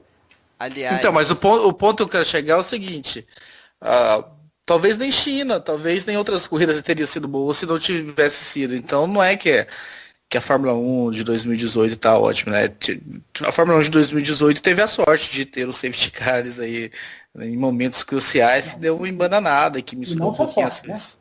Não existiram praticamente curvas de alta no começo do ano. Né? Praticamente. Austrália, Azerbaijão, Bahrein 0, quase praticamente nenhuma. Né? Tem uma da 12, talvez 13, mas enfim. E a última, né? Eu pulei uma aqui, China, enfim. Todas, se você somar todas, não dá 5. Não chega a 5 curvas de alta, somando todas essas pistas. Então, é completamente diferente a situação que a Fórmula 1. Por isso que eu queria mandar a mensagem para lá. Por isso que eu queria a mensagem da Laura. Então, vou aproveitar e vou cutucá-la aqui, que mandou um e-mail para a gente falando: poxa, mas vai mudar a Fórmula 1 com o começo de 2018 tão bom? É preciso justamente pegar os problemas. Os problemas não apareceram. O grande problema, que são curvas de alta, não surgiram nas primeiras corridas. Né? Na hora que a Fórmula 1 apresentar uma boa corrida em pistas como a da Espanha, né, que eu até coloquei também nas redes sociais, não é a pista que é ruim, é a Fórmula 1 que ganhou um tamanho que não se encaixa mais para a pista, mas o problema não é a pista, o problema é a Fórmula 1. Por isso que tem que mudar, por isso que eu estou brincando com a Laura aqui, que mandou essa questão do usar as primeiras corridas do ano, e eu até falei no programa passado, não podemos usar essas corridas como exemplo, temos que usar o todo. E o todo foi escancarado no Grande Prêmio da Espanha, né? Eu só queria aproveitar que vocês falaram de safety car, né? Tivemos comentários a respeito da entrada do Virtual Safety Car, no caso o Cesarino, né, que odiou o procedimento adotado no início da prova, né? 6 voltas, segundo ele, de safety car na largada, 10% da corrida jogada fora. Por que não colocaram a bandeira vermelha? Ele fala: cadê a bandeira vermelha? E ele também menciona a volta do maldito Virtual Safety Car, entre parênteses, lixo. Até que foi a entrada... Cesarino aderiu. Cesarino está se juntando ao time também. Aliás, não agora. Cesarino também já se manifestou a esse respeito em redes sociais. Só uma coisa, Rosa. O Cesarino, bandeira vermelha não pode ser acionada não é acionada por vontade da direção de prova. Bandeira vermelha tem regra para ser acionada, né? Quando há um impedimento na pista, ou quando há uma necessidade de atendimento médico, enfim, ela tem os parâmetros que ela precisa sancionar. Colocar a bandeira vermelha para não perder volta, eu até não discordo de você. Acho que isso, principalmente em final de corrida, pode ser sim uma maneira de salvar a corrida. Mas... E por que não no início, como aconteceu lá? Sim. Por isso que eu falei, não estou discordando dele, não. Pois é. Agora, para mim, o pior é durante a o Ocon, se você olhar, ali não tinha grande perigo, né? Mas eu coloquei uma foto, inclusive no meu Twitter, de uma imagem aérea que tem Mercedes e Ferrari lado a lado. Uma Mercedes ao lado de uma Ferrari e outra Mercedes ao lado de outra Ferrari, assim, na freada da curva 1 do Azerbaijão. E falei, é isso que a gente perde com o safety car virtual. Né? Então, eu acho importante as pessoas começarem a ficar atentas para isso, porque na imprensa é zero o tipo de questionamento sobre isso, a esse respeito, e é uma coisa que a gente já indicou aqui no café, que o Grande Prêmio da Espanha poderia ter ganho vida naquele movimento. Até acho que, por exemplo, do Azerbaijão, apesar desse momento Ferrari e Mercedes que eu fiz questão de postar, a gente não pode acreditar o safety car tudo, porque a briga das Red Bull, por exemplo, não dependeu do safety car. Né? Então não é jogar todas as corridas do começo do ano na conta do safety car, mas que se ele entrasse na Espanha, ele poderia ter feito um bem enorme para a corrida. Eu acho que as pessoas estão cada vez mais percebendo isso. Né? E vamos voltar ao e-mail do Jailson, porque agora ele fala: e a Ferrari desevoluiu? O termo que ele usa é esse. Como Thiago Raposo falou bem pouquinho na questão da Mercedes, ele que começa a falar de Ferrari. E parece que a Ferrari não se deu muito bem com as suas atualizações, se é que realmente tiveram. Bom, que tiveram, era visível. Fábio Campos também quer falar sobre isso e já mencionou aqui. Agora, por mais que falem que a tática era de 2 paradas desde o começo, acho que na verdade não quiseram assumir o erro de estratégia. Ah, Thiago Raposo, você acertou. Então, só se a Ferrari virou agora a comedora de pneus. Deixa seu comentário aí, Raposo, que depois tem pergunta direcionada para o Diogo Gomes. Eu não entendi, é pra eu comentar ou deixar pro Diogo Gomes? Não, você comenta, depois tem pergunta direcionada do Jailson desse assunto pro Diogo Gomes. Eu acho que criticar a estratégia da Ferrari é profeta do acontecido. Até porque a equipe na pista dava sinais que talvez não conseguiria, tinha que tentar alguma coisa, tentou, não deu certo. Então, sabe, achar que por causa daquilo ali, eu acho que a Ferrari, naquele momento, não estava tão pensando no segundo lugar, né? Eu acho que ela poderia, pensou um pouquinho mais alto e tal. Perdeu o segundo lugar, paciência e tal, mas eu acho que criticar, talvez a Ferrari pode até ter imaginado que a Mercedes entraria junto e tal, na volta seguinte, para se proteger. Eu não acho que, sabe... Existem erros de estratégias, às vezes, que fica, sabe, muito claro, assim, muito nítido. Mas tem erros que não dá para você pôr culpa. É muito, sabe, ver o resultado depois. São estratégias que podem dar certo e podem dar errado.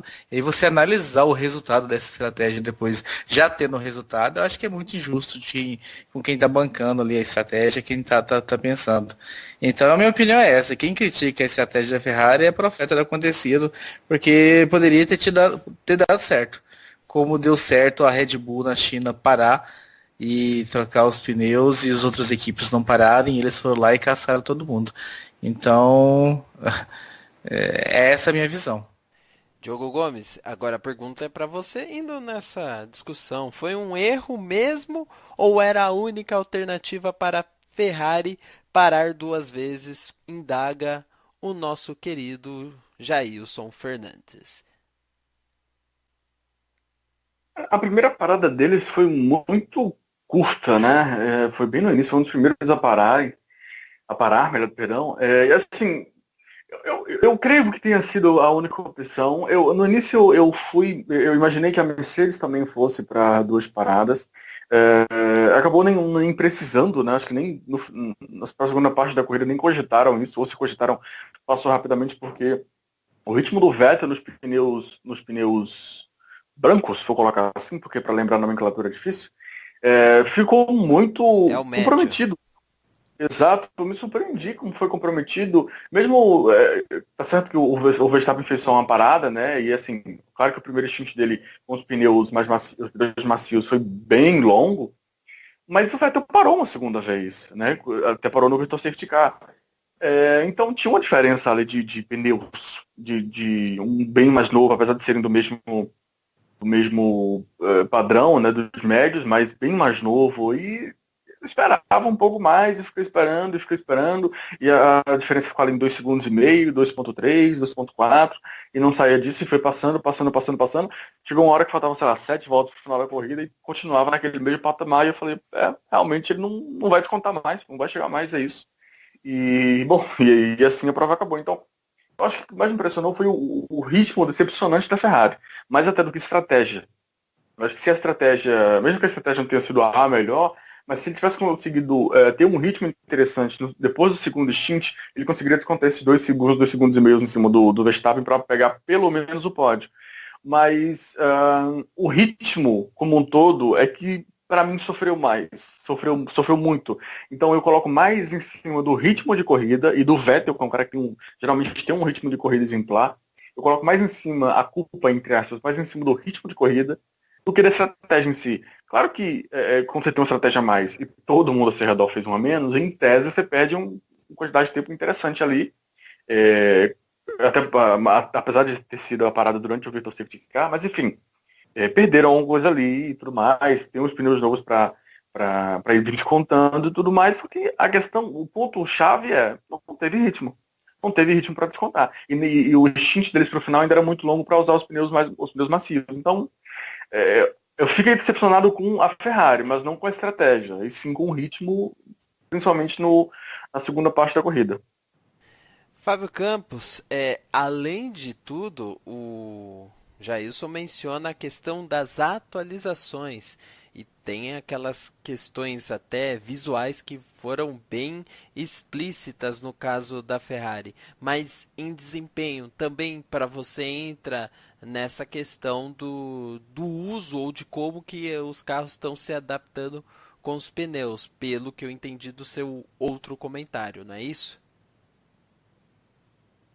É exatamente isso, né? Eles apostaram em pegar um pneu mais novo e tentar arrancar para conseguir alguma coisa, né? E o momento ali do safety car virtual, né? O safety car virtual virou safety car na China, né? Vai que virasse também ali, né? Embora não fosse mesmo para tanto, mas para mim deveria ser. Para mim não deveria nem existir esse virtual, mas eles podem ter raciocinado dessa maneira, enfim. É tudo muito ali no calor, é tudo muito ali na tentativa e erro, e é aquilo que eu falei, exatamente isso que você lembrou. Eles não têm a noção certa do pneu. Então, eu acho que as pessoas estão desacostumadas a ver o lado esportivo do negócio, que é a tentativa e erro. Né? A Fórmula 1, e a culpa não é do ouvinte, a Fórmula 1 acostumou as pessoas a ser tudo tão, há um caminho certinho que se a equipe não seguir, errou. Né? E a vantagem dessa Fórmula 1 atual, e eu peço para o ouvinte que talvez até, se puder, deleite-se com isso, é justamente, vai haver tentativa e erro, vai haver o tudo ou nada. O tudo ou nada é sempre uma estratégia que existe no futebol, existe no basquete, existe em tantos outros esportes. O tudo ou nada faz parte, inclusive, do caminho na Fórmula 1 hoje. Daqui a pouco vai deixar de ser, eu acho. Porque vão dominar todos os parâmetros técnicos dos pneus. Então vai deixar de existir a imprevisibilidade estratégica. Mas enquanto ela existe, vai acontecer. Eu acho que é natural acontecer essa tentativa e erro. Agora, a questão das atualizações, eu posso falar agora ou tem mais e-mail sobre o assunto? Fala, não tem mais nada. A gente já vai até mudar de assunto já depois. Tá. Não, só para registrar, né? Porque essa questão do retrovisor da Ferrari, que foi uma tentativa de enganar bobo, né? Os apêndices aerodinâmicos, né? Aquilo era uma asa disfarçada de retrovisor. Se usou o retrovisor como desculpa. E aquilo era uma asa, evidente que era uma asa, né? E é uma tentativa de enganar bobo, que só não é maior do que a que o EC está fazendo, né? De enganar chamados de uma temporada, de super temporada para emendar 2 anos, está enganando muito bobo, né? Para disfarçar a magrelice do campeonato. Mas enfim, esse é outro assunto. Mas essa tentativa de enganar bobo da Ferrari foi sensacional. Agora, o que eu lamento, e até tuitei a esse respeito hoje, é que a Fórmula 1 permite o uso de uma aberração como aquela, ou de uma invenção de se pode ou se não pode, durante o final de semana ela permite, ela proíbe para a próxima. Eu acho engraçado, né? A televisão inglesa mostrou o Charlie White indo lá tirando foto. Né? Ele foi no box da Ferrari, à luz do dia, como diria o outro, tirando foto. Né? Não existe a checagem nas quintas-feiras mais. Evidentemente aquilo tinha que ser vetado antes da corrida, né, acontecer. Né? E se a Ferrari ganha essa corrida, contando com o benefício dessas 2 asas que ela colocou em cima do Halo? Isso vai influenciar no campeonato. Então, esse modus operandi da Fórmula 1 de permitir a gente faz nessa, valeu, a gente proíbe para a próxima, como fizeram. Isso é um absurdo, porque isso influencia no campeonato. Né? Isso tinha que ter sido proibido na hora que foi visto. Qualquer um com um pouquinho mais de conhecimento técnico via aquilo ali e falava, isso não tem nada a ver com o retrovisor. E, evidentemente, o retrovisor é uma desculpa para fazer o apoio da asa. Né? Ali o retrovisor está praticamente na mesma posição. Uma disfarçatez tremenda do Vettel. Falar, não, nós mudamos para a nossa visibilidade melhorar. Né? Essa disfarçatez, essas assessorias de imprensa que dominam essas declarações pasteurizadas de piloto. Né? Então, foi, na minha opinião, passa desapercebido, porque a Ferrari não ganhou, muita gente não se importa com isso. Eu acho importante, no mínimo, registrar. Acho que era papel da imprensa fazer isso. Permitir o carro correr o final de semana com algo que já foi previamente determinado, antes da corrida começar, que será proibido, você está dando uma vantagem de uma corrida para uma equipe em cima das outras. Né? Isso decide um campeonato, ora bolas. Né? Um campeonato pode ser decidido por 1, 2, 3 pontos, é o que todo mundo espera, todo mundo quer que aconteça. Né? Então o absurdo não foi nem da Ferrari. É se permitir certas invenções. Não, tudo bem, já que você já trouxe, foi mais ou menos isso que a FIA deixou claro. Né? Já que você já trouxe, corre, mas na próxima tire. Ora, bolas, pelo amor de Deus, né? Isso é muito amadorismo para um campeonato desse tamanho, o tamanho da Fórmula 1. Bom, e trocando de assunto agora, finalizando esse Ferrari, a gente vai passar aqui para a Red Bull, porque temos alguns pontos relacionados a isso. O Fabrício Dutra, por exemplo, ele comentou no geral que esperava mais dessa corrida, teve algumas boas ultrapassagens, mas o que chamou a atenção dele, né, do meio para frente após o, entre aspas, eu vou colocar aqui porque ele colocou segundo safety car da corrida, ela ficou muito chata, mas com Verstappen e Ricardo tendo entrado, poderiam ter brigado pela vitória caso não houvesse aquele último, entre aspas, de novo, eu que estou colocando as aspas, safety car, né? Porque não teve os safety cars mencionados, né? Foi virtual. Foram virtuais, exatamente. E aí ele fala, ou as Mercedes não fariam a segunda parada do mesmo jeito, e ele cria a expectativa de uma vitória do Verstappen. Eu acho que aqui é o ponto, né? Ele imaginar que o Verstappen tinha condição de vencer uma prova com o que se apresentou na corrida. Acho que aqui tem implícito algumas coisas. Primeiro que a Red Bull parece que não está tão longe assim das outras, não. Inclusive com essa questão dos pneus, ela parece que até ela se adaptou um pouquinho melhor. Acho que se eu fosse tentar analisar alguma coisa, eu poderia analisar esse ano que a Red Bull está se adaptando melhor a essa condição dos pneus e já em situação de corrida, por mais que não seja mais rápida que as duas, consegue estar um pouco mais próxima e andar num ritmo melhor. E acho que a palavra que o Dutra usa aqui de expectativa da vitória do Verstappen vai bem nessa linha. E o Jailson Fernandes comentou sobre o Verstappen, que foi muito bem. Ele conseguiu terminar na terceira colocação, mas ele deu uma pequena criticada, né? Quase que ele estraga a sua corrida ao tocar na Williams no fim do VSC. Quando é que ele vai conseguir fazer uma prova limpa final? Diogo Gomes, fala um pouco a respeito da Red Bull e desses pontos, que daqui a pouco eu passo para os demais para falar, principalmente da prova limpa do Verstappen, da tentativa de prova limpa do Verstappen. Olha, para ser bem honesto com você, sobre esse lance do toque, eu nem posso falar muito, porque como eu assisti fora do meu modus operandi, né? Você não tem todos aqueles 1 milhão de replay, que você mesmo é o seu diretor de TV, né? Você mesmo volta, dá o mais lento, enfim. Dá para controlar ali. E ao vivo, viu, passou, enfim. E não mostraram nenhum replay, nada. É uma situação confusa. Eu não sei se é tanto culpa dele assim. Tem um lado de erro também, talvez, da Williams, ter freado demais. Enfim, sobre esse lance aí eu confesso que não vou ter uma opinião tão positiva sobre ele, não. Era sair da curva, né, Diogo? Então, acho que ali o Williams ter freado demais, eu descarto. Não sei se você já reviu, se você ainda vai rever. Não, ainda não consegui rever, não. Mas, enfim, e sobre a Red Bull como um todo, ela tem aproveitado os momentos, né? As chances têm aparecido e ela tem aproveitado. A chance dessa vez foi um ritmo fraquíssimo da Ferrari, e elas conseguiram com estratégia, e principalmente com o ritmo do Verstappen, e à frente. E o Verstappen conseguiu fazer uma boa corrida. Me impressionou o ritmo do Ricardo no final da prova, né, para continuar falando de Red Bull, mas veio muito tarde, né?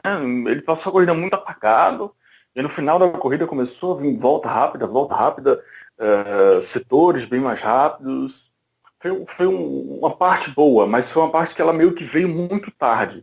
No conjunto, eu acho que dá para resumir a temporada, pelo menos eu resumo a temporada da Red Bull até aqui desse jeito. É um carro que tem sua qualidade, tem seus pontos positivos, ainda não está no mesmo nível de brigar com a Ferrari e Mercedes, mas que está ali pronta para aproveitar as chances, sabe? Quando elas aparecem, como surgiu agora com o ritmo da Ferrari, e o Verstappen conseguiu encaixar um pódio. Então, para mim, um bom trabalho da Red Bull sobre o Verstappen, legal que veio esse pódio, né? Talvez dê aí uma injeção de moral nele. Vamos ver como isso aí pode ajudar ele a fugir. Não acho que exatamente estava fazendo mal a ele, mas a fugir daquela coisa de bateu no companheiro de equipe, bateu em fulano, abandonou, quebrou o carro e tudo mais, enfim. Chega lá, mostra uma pista que ele tem uma história positiva, que ele ganhou a primeira corrida dele na Fórmula 1 aí, né? Inclusive na primeira corrida dele na Red Bull, na equipe principal. Então, soube aproveitar isso e conseguiu um pódio que, enfim, é um resultado interessante para esse momento.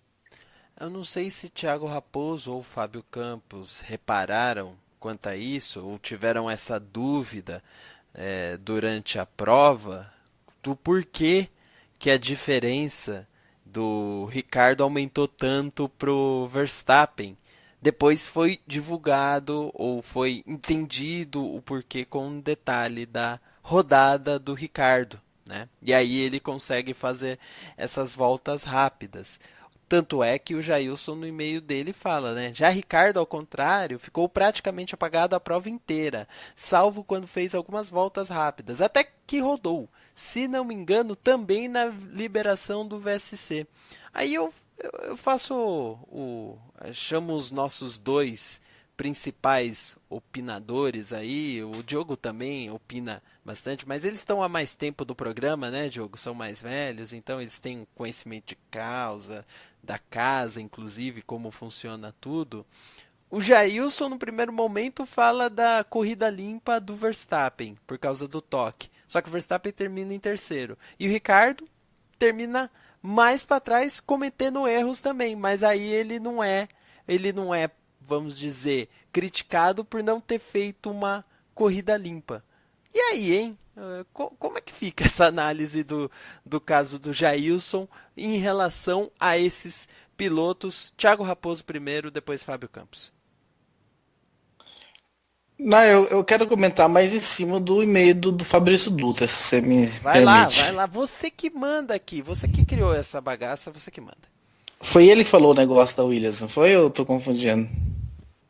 Como assim, da Williams? Do Verstappen bater na Williams na relargada. Não, foi o próprio Jailson. O Jailson que comentou da Williams. O Fabrício, na verdade, ele só falou que gerou expectativa da vitória do Verstappen. Então tá bom, o Jailson. Cara, ou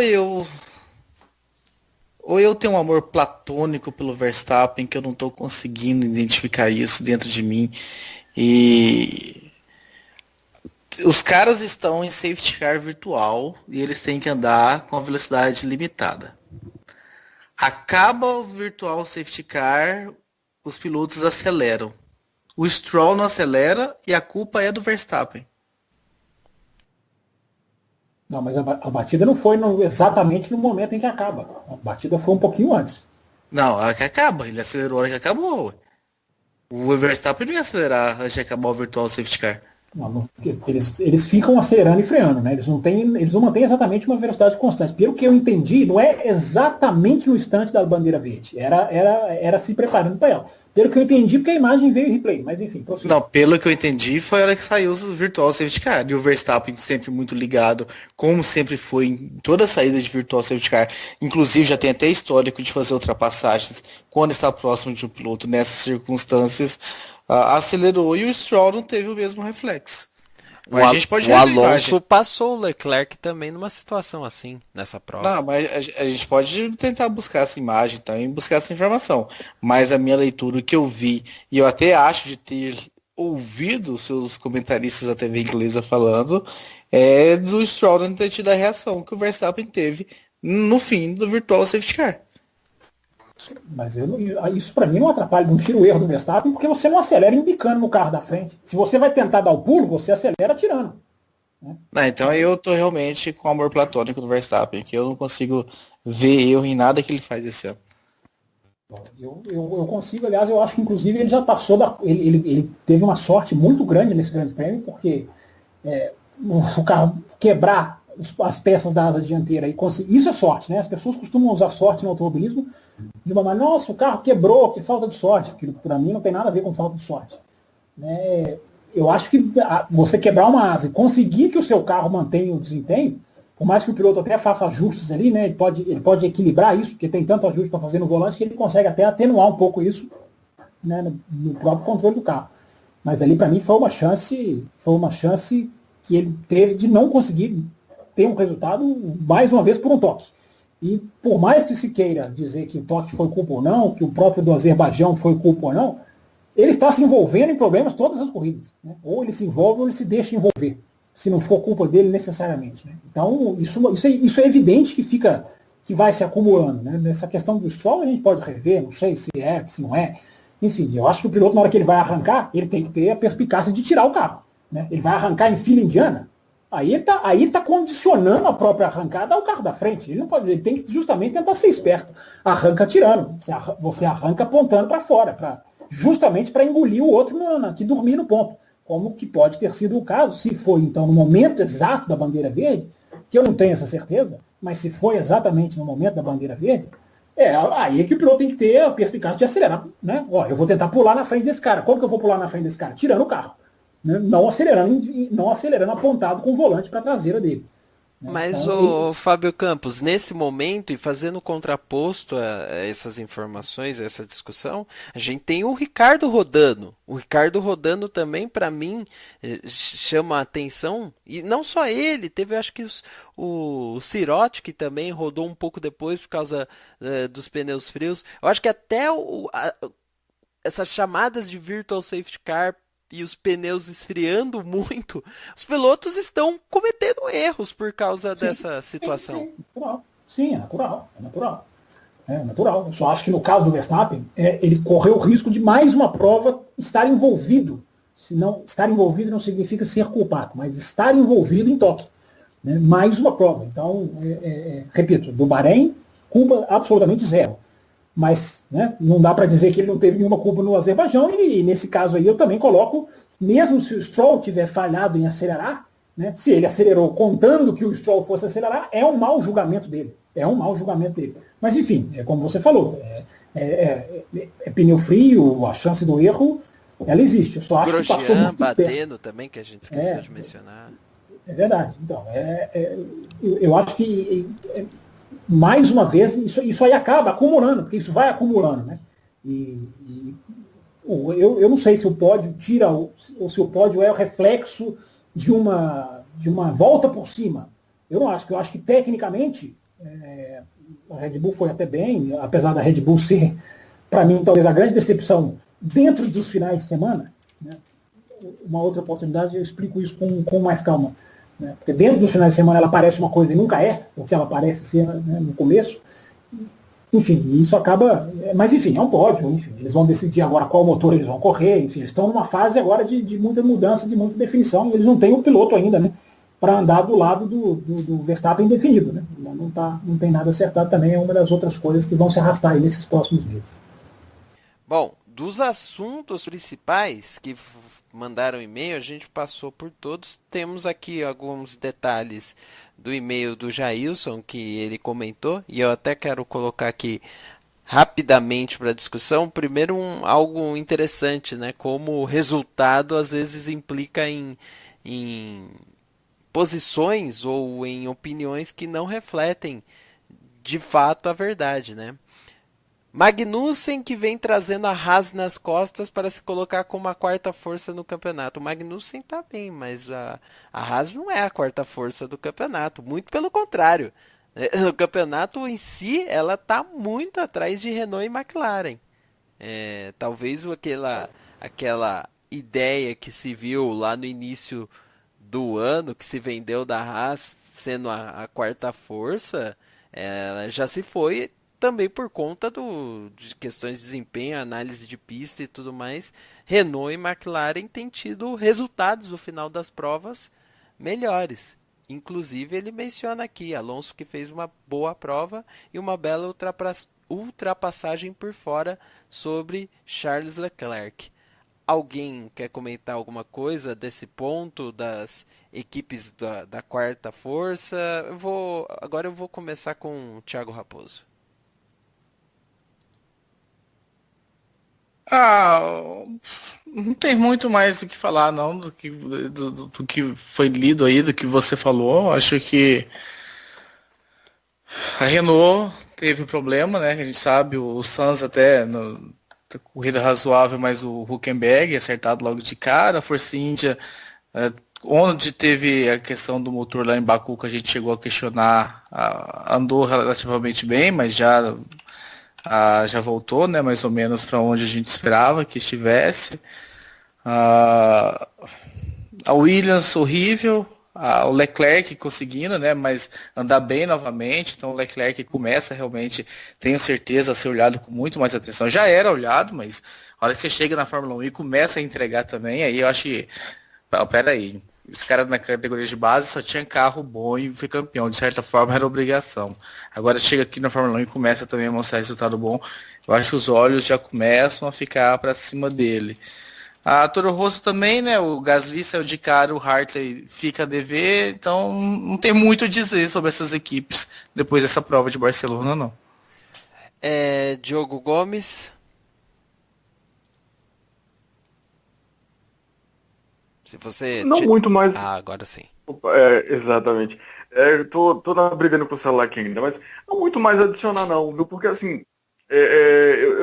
Já que você me chamou, eu vou falar especificamente da questão da Haas, porque o Magnussen, por mais que a expressão carregar nas costas, né, que foi o que o ouvinte usou aí, ela seja forte, e talvez ela não necessariamente reflita a verdade, mas quando você vai olhar a questão de distribuição de pontos, você vai acabar vendo quem traz pronto para a equipe é o Magnussen, né? Então isso que tá chamando mais atenção ali, mas assim, a briga no meio, junto com a Renault, junto com a McLaren, eu discordo do ouvinte que fala em quarta força. Se lá na frente Mercedes e Ferrari, a gente não tem uma definição clara de quem está na frente ou quem está atrás, ou o quanto está à frente, o quanto está atrás, eu acho que o bolo, mais para o meio do grid, o bolo também continua, essa divisão também continua. Hoje eu vejo a Renault um pouco à frente, mas, por exemplo, já são 2 corridas seguidas que o Hülkenberg não pontua, né? Um sem ritmo, o problema dele, erro dele, e agora por essa questão do acidente, quem vem entregando mais pontos para Renault é o Hülkenberg, apesar de o Sainz ter uma regularidade nos pontos, mas um pouco mais abaixo. Ainda vejo a Renault hoje um pouco à frente, mas o conjunto ali, o bolo de Haas, de Red Bull, de McLaren, a Force India parece, né, claro que teve a questão de Baku, que foi uma situação, um pulo muito alarmante até, mas a Force India começa a dar seus passos, começa a fazer sua evolução bem interessante, inclusive, pode ser que entre de fato nessa briga ali na frente, ou melhor, ali no meio, então, poxa, eu tô gostando. Pode ser que melhore mais ainda, mas até esse momento eu acho que não teria um grande ponto para a gente destacar. O Leclerc chama atenção, mas o Raposo, né, já até deu a expressão dele aí, não vou repetir em cima, mas é a segunda prova boa. Né? Ele fez Baku, que foi uma corrida muito interessante, mas a gente até comentou aqui como tinha sido muito, assim, tudo muito diferente, e agora ele fez uma prova também muito boa, então já é a segunda. Não dá para dizer que é fenômeno, mas começa a encaixar bons resultados e começa a encaixar boas apresentações. E é exatamente isso que ele precisa, carregando toda a expectativa que ele carrega pelo ano na GP3, ser campeão da GP3 e no ano seguinte ser campeão e da maneira como foi campeão na Fórmula 2. Fábio Campos, aproveita, usa esse comentário do Diogo e também as palavras do Jailson para finalizar o e-mail dele, falando que o piloto monegasco Charles Leclerc vem somando seus pontinhos com regularidade para uma Sauber que, inclusive, já teve pontos até com Ericsson também. Então, em relação, por exemplo, a uma Williams, tá muito bem no campeonato. Em relação a Williams, né? Aliás, todas estão, né? A Williams, incrivelmente, tá na rabeta do campeonato, assim, longe das outras, longe. Eu tenho convicção, a Fórmula 1 está testando, estamos gravando o programa, a Fórmula 1 testando essa terça e quarta, eu tenho convicção de que a Williams vai ver o Holland pilotar e vai falar, não é possível, né? Não é possível que nós vamos deixar esse cara assistindo esses outros 2, né? Ou esses outros 3, aliás, o Kubica também guiou na sexta-feira, vale se lembrar, né? Ressaltar. Participou oficialmente de um final de semana depois de 7 anos, né? E deu para ver claramente como a mão direita dele não fecha, né? Se existia essa dúvida, as várias câmeras on-board da sexta-feira mostraram a mão direita dele não fecha, não agarra o volante. Então, cada um tira a sua conclusão, mas as imagens estão aí para quem quiser ver. Eu discordo um pouco do que vocês disseram da Haas, eu acho que a tabela é mentirosa. Eu tendo a colocar a Haas como o quarto carro mais rápido. Né? Eu não acho que a McLaren, que tem o dobro de pontos da Haas, é o dobro de equipe da Haas. Tem o dobro de velocidade da Haas. Né? A McLaren é muito eficiente, né? Realmente eles têm conseguido, e a Haas tem sido pouquíssimo eficiente, mas em velocidade eu acho a Haas chegou na frente da McLaren no Bahrein, a Haas chegou na frente da McLaren na Espanha, chegaria à frente da McLaren na Austrália, não fosse aquele problema. Então eu acho a Haas mais carro do que a McLaren. Até o momento eu acho mais carro em termos de velocidade. Né? Claro que tem muitos detalhes que a equipe não está conseguindo necessariamente converter em pontos, embora o Grosjean, né, esteja sendo a principal fator nisso aí, né, para ela ter poucos pontos, porque ela tem 19 pontos, todos eles do Magnussen. Né? Então isso, quando uma equipe, a Williams passou isso por muito tempo. Né? Quando só tem um piloto para pontuar, fica mais complicado na briga por construtores. Acho que a Renault tem uma certa consistência que a gente pode enxergar de corrida após corrida, ela está ali. Né? A Haas talvez varie um pouquinho, mas velocidade por velocidade, eu acho que a Haas não é nenhum absurdo colocá-la como quarta força. Isso vai durar até quando? Não sei. Mas no dia de hoje, 5 provas percorridas, eu acho que dá para se afirmar. A outra questão que você me perguntou do Leclerc, ele está construindo, para comentar bem rapidamente, ele está construindo uma história certinha. Eu acho que eu não vi nenhuma grande atuação, embora a do Azerbaijão, quando revi a corrida, até fiquei com uma impressão melhor do que quando eu vi a corrida apenas pela primeira vez, mas é ainda um passo, né? Uma construção de carreira. Não acho que esteja sendo nossa, olha, a super estrela em equipe pequena. Pinta ser, até pinta que vai fazer. Vem Mônaco aí, por exemplo, onde o Bianchi, por exemplo, conseguiu uma atuação heróica. Pode ser o caso dele também. Né? Em casa, né? Ele está correndo em casa, embora isso não tenha a menor, né? Tecnicamente não tem a menor diferença, faça a menor diferença. Porque, isso, né, não é que nem esportes, por exemplo, coletivos que faz a diferença. Exatamente. Né? O Alonso estava falando isso esse final de semana, né? A gente vem da Espanha, um país que não tem tanta tradição, chega na Fórmula 1, quando a gente chega na Fórmula 1, nossa corrida de casa, a gente é o menos experiente. Né? Porque quando chega na Fórmula 1, todo mundo já tem muito mais experiência com a pista do que nós, que somos pilotos do país. Né? E você vai colocar isso em Mônaco, né? Que nem existe pista em Mônaco, é só aquele junta todo mundo ali, coloca uns guarda-reios uma vez por ano, então, enfim. Mas existe toda essa questão, né? Vai para cima, está confiante. Eu acho que ele está construindo, ele começou bem a construir o caminho dele na Fórmula, mas esse caminho eu ainda não cravo como definitivo. Enfim, até porque, né, a gente tem que ver o que vai acontecer com a Ferrari. Né? A Ferrari renovar com o Kimi Raikkonen não me assustaria, embora eu não seria a favor. Mas enfim, acho que está colocado aí. Se eles acharem que o Leclerc vai estar preparado, também é uma possibilidade, né? Todo mundo sabe que ele é um dos caras que a Ferrari olha para um possível futuro na Fórmula 1. Mas com um ano só não é costume a Ferrari fazer isso, né? Então, não fez isso com o próprio Bianchi, né? Então. Exatamente. Bom, para finalizar esse bloco do podcast, lembra que eu falei que tem um áudio do JF, né? O áudio do JF é da estatística. A única estatística que ele mandou em áudio, então vai ser bem... estatística vem em áudio agora, E a gente vai ouvir ele falando as suas estatísticas. Como que será que o JF normalmente espera que a gente fale as estatísticas? Agora eu saberei. Então, ouçam só a estatística agora. Bom, pessoal, a minha estatística dessa semana foi uma só mesmo. Tá bem complicado. Final de trimestre aqui, estou corrigindo prova e recuperação sem parar. Mas é o seguinte, a última vez que o Esteban Ocon abandonou 2 provas seguidas foi na primeira rodada da DTM em 2016, em Hockenheim. E se você considerar só os carros de Fórmula, você tem que voltar lá para 2012, quando ele disputou a Fórmula Renault 2.0, quando ele abandonou as 2 corridas da rodada dupla de Barcelona. Esse cara, ele não consegue abandonar a corrida, é impossível. Mr. Consistência, Esteban Ocon. É isso, gente.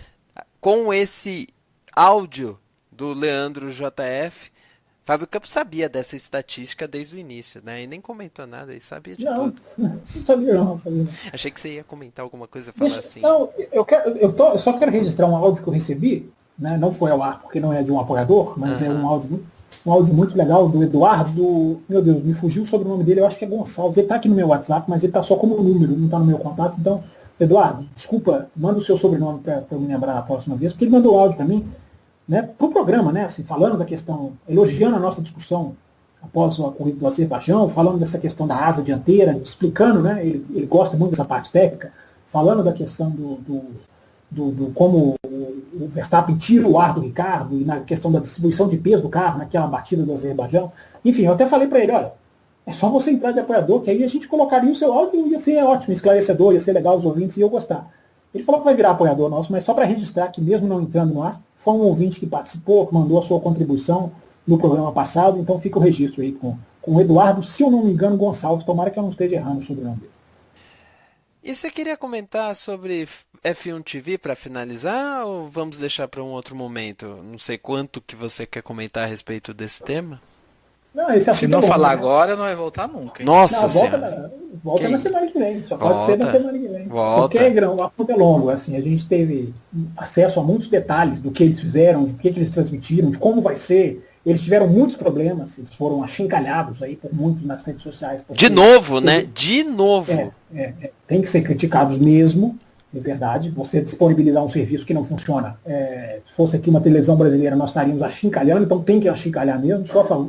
Concordo com todas as críticas. Mas por quê? O que aconteceu?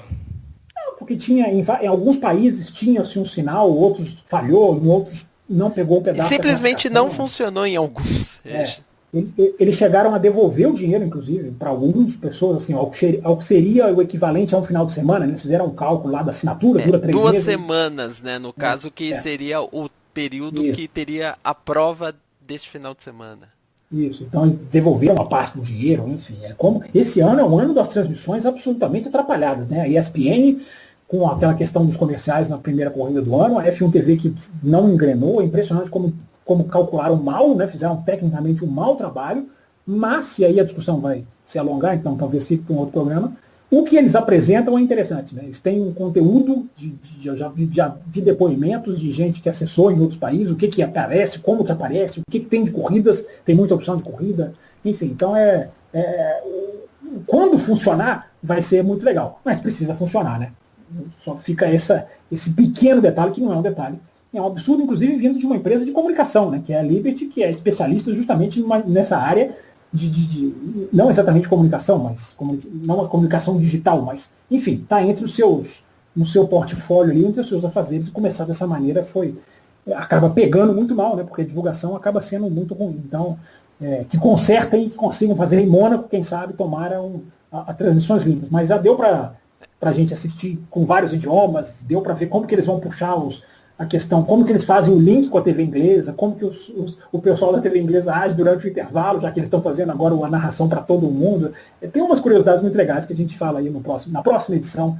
Não vai ter Fórmula 1 no próximo final de semana, mas certamente o bloco de Fórmula 1 estará aqui, né? Garantido, e claro, nós vamos chamar esse tema, é até interessante, quando você mencionou que teve acesso à transmissão, eu fiquei curioso e vou instigar você nesse debate na próxima semana. No caso da Fórmula 1, esta semana se encerrou até um bloco menor do que a gente normalmente faz num caso desses, talvez um pouco por conta da prova, da participação dos ouvintes. Então fica aqui o convite. Você, apoiador, que tem vontade de participar do bloco, mande seu áudio. Ó, Fábio Campos está tão entusiasmado que começou a digitar. Tá até digitando, tá digitando já. Já tá mandando lá, falando assim, ó, pessoal, mandem seus áudios aqui pro Café com Velocidade. Eu tô ouvindo ele digitar lá pro pessoal para mandar os áudios. Você, apoiador, pode fazer isso, mas você que é ouvinte, não tem condições de apoiar por um motivo ou outro, continue mandando seus e-mails, são eles que fazem a nossa pauta. A desse programa acabou, mas teremos muito mais para o próximo programa sobre Fórmula 1. Bom, O bloco número 1, talvez seja bloco número 1, vamos ver. Thiago Raposo às vezes tem uma surpresa aí na edição, divide em dois blocos. Mas a primeira parte falando de Fórmula 1 terminou e agora vamos para a próxima parte que vai falar Fórmula Indy GP da Indy, ou o Indy GP.